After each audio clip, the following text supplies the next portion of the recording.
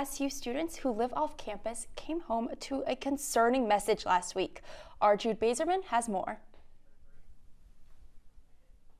Caitlin, Lauren, thank you. Yet last week I came home and on my front porch I saw a notice from the Syracuse Police Department.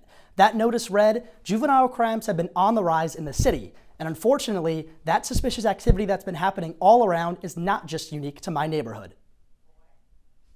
He calls me and he goes, "Hey, has your window always been broken?" And I was like, "No." Smashed windows, stolen computers, and missing cars have become a daily occurrence in the city of Syracuse, but especially in the neighborhoods around SU.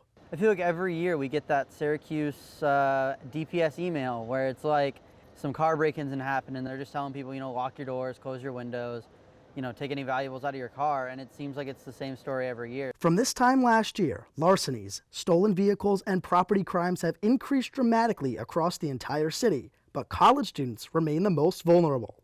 There's a number of factors that come into play there, a number of causes really.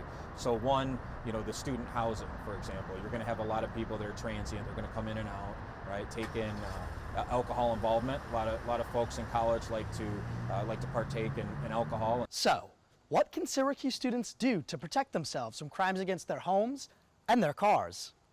Not being an easy target, making sure that you lock your doors and windows, keep your cars locked all the time. If you're going to go somewhere, it's always best to take an Uber or ride share. Always go with a buddy. But even when students keep these precautions in mind, many feel they can still become a victim at any moment. Why do they feel the need to kind of prey on, especially college students? Because it feels like there's almost targeted crime in the campus, neighborhood.